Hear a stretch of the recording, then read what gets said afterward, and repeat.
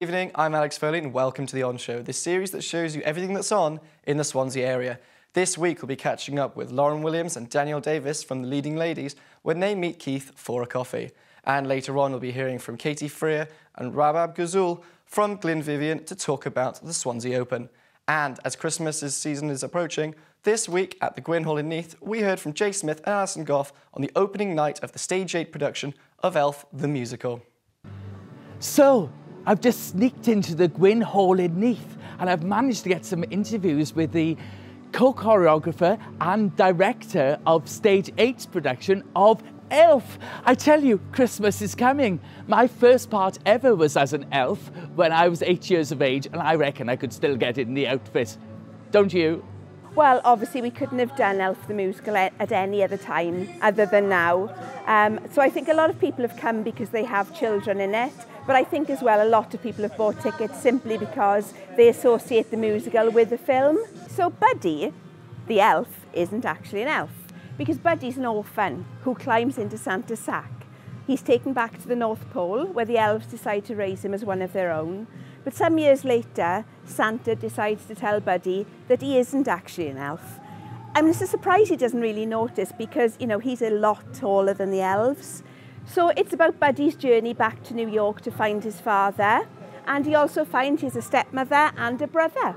Lots and lots of elves. We have over 100 children. We have 2 casts.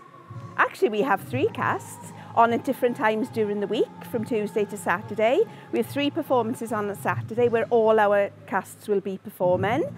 So we have 3 Buddies. We have 3 Emilys, we have 3 Michaels, we have 3 of everybody. But I think that's great because it gives a lot of children a chance then to take a lead role.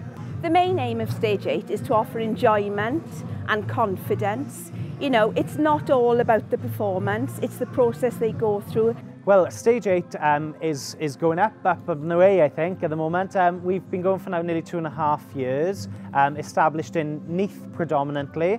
We have 6 schools now across the South Wales county with over 500 students now. So we have just been building and building and building on the company. And I mean, our ethos is quality but affordable. So we really want to make it as accessible to as many people as we possibly can. We're very proud that one of our shows of Elf has got a BSL performance.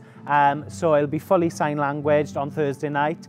So people with hearing impairments can come down and watch the show as well, because we really do believe that the art should be accessible for everybody. Thanks to all the Stage 8 performers and crew involved, and especially Jay Smith and Alison Gough. And don't forget the musical is already open tonight at the Gwyn Hall in Neath and runs until the 2nd. Over at the Glenvivian, we spoke to Katy Freer and Rabab Ghazoul about the Swansea Open. So we're delighted to have the Swansea Open back at the Glenvivian Art Gallery after a really long time of it being closed because of the gallery redevelopment. So this year we're back. We've just had all the entries come in over the last Saturday and Sunday. We're delighted to have over 350 to 360 entries this year. So it's been really amazing and a real celebration of Swansea's creativity. It's an annual exhibition that takes place every year at the Glenvivian.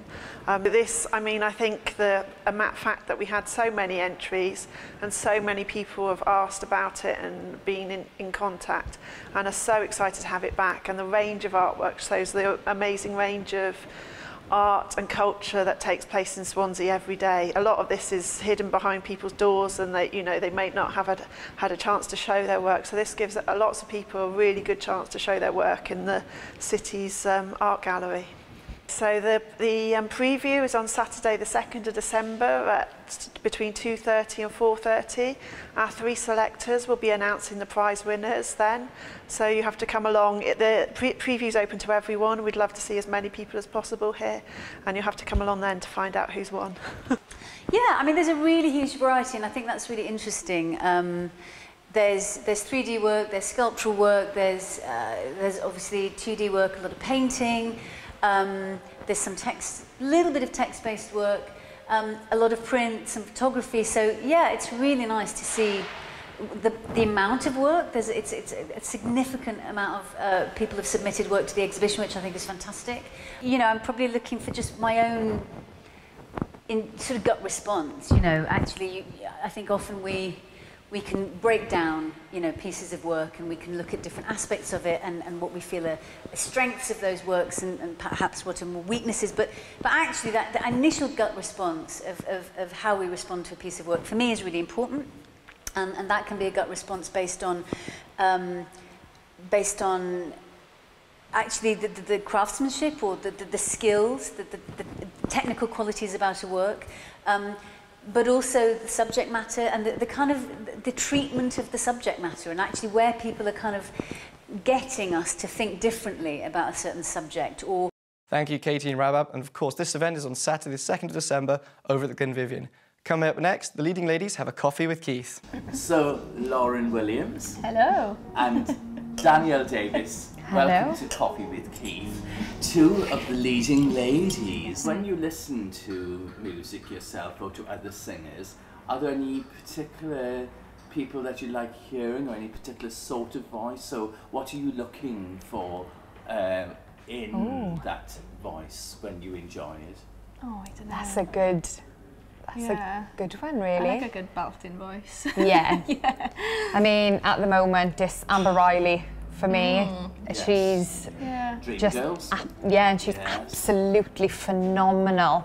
So, I mean, listening to her and kind of her music is just brilliant. But I'm a classic girl as well. I mean, Judy Garland, Liza Minnelli, Bernadette Peters, all of the, you know, the iconic women. I just we've love. just sung as well in our show. We used the iconic ladies in the last show, leading ladies as well, didn't we? So it was great. Yeah. And what are your favourite shows? What do you like as regards to musicals? Oh gosh, I love Ghost the musical. You played the leading lady. I played Molly in Ghost a few years ago in the Gwyn Hall. We both played Scaramouche and we were Rock You. Different companies.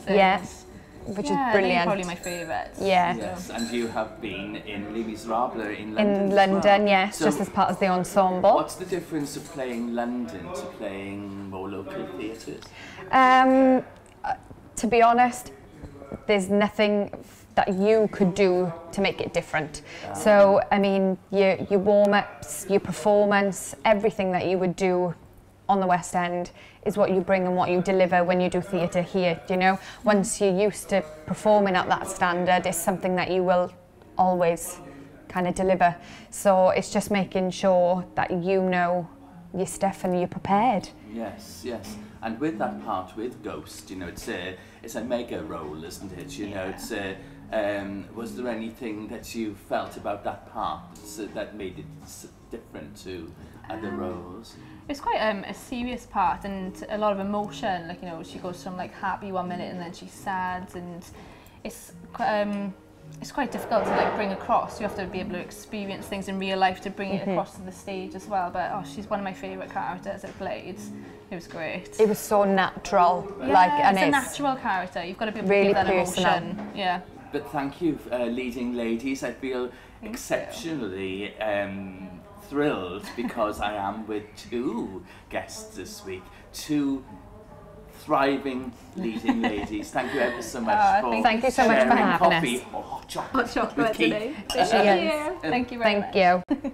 Thank you, Keith Milde, and of course, Lauren Williams and Danielle Davies from the leading ladies for sharing their experiences on making musicals.